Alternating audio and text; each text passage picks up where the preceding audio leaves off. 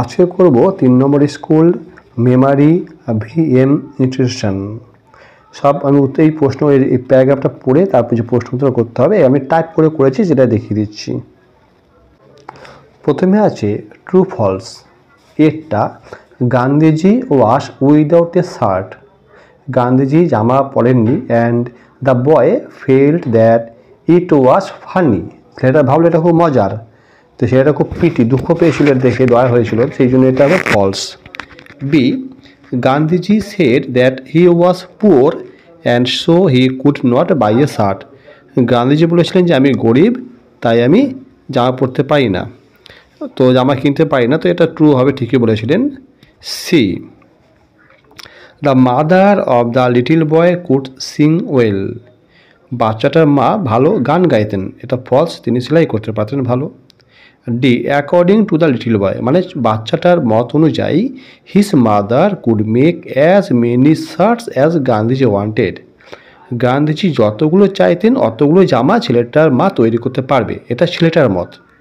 এর ট্রু, কেন ছেলেটা তাই বলেছিল, বাচ্চা তো জানতো না। বি এর fill in the chart with information from the above text. ও প্রশ্নটা পড়ে এবার উত্তর বসাতে হবে। আমি লাল কালির উত্তরটা বসেছি।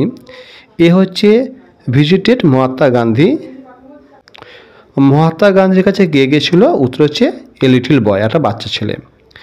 B did not wear shirt, shirt পরেনি, এটাকে, এটা মহাত্মা গান্ধী। এবার আসছে সি এর match the word in column A with their meaning in column B. এখানে কলাম এ আর কলাম বি এর মানেগুলো ম্যাচিং করতে হবে।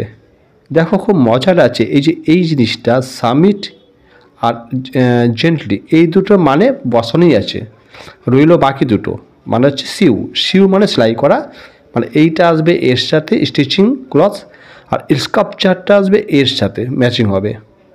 তাহলে কি কি বসাবে? প্রথমে সিউ এ আছে, তাহলে এইখানে তোমরা বসিয়ে দেবে এ, এটা হয়ে গেল। সামিট এটা বি, এটা বিটা মেলানোই আছে এরকম বি। আচ্ছা, সিল্ক স্কাল্পচার এখানে বসাবে সি, আর লাস্টেরটা বসাবে তোমরা ডি, এরটা ডি ম্যাচিং করা আছে। এবার আছে নিচেরগুলো। এবার করব দুয়েরটা, বলেছে fill in the blanks with the words given in the list below. অর্থাৎ নিচে যে লিস্টটা দেওয়া রয়েছে না, নিচের লিস্ট থেকে দেখে দেখে উত্তরগুলো বসাতে হবে। আমি উত্তর করেছি, এটা আছে when are you coming to play, তুমি কখন খেলতে আসবে। B where will you go, তুমি কোথায় যাবে ইন দ্য সামার ভ্যাকেশন, মানে গ্রীষ্মের ছুটিতে। C who is your best friend, তোমার প্রিয় বন্ধু কে।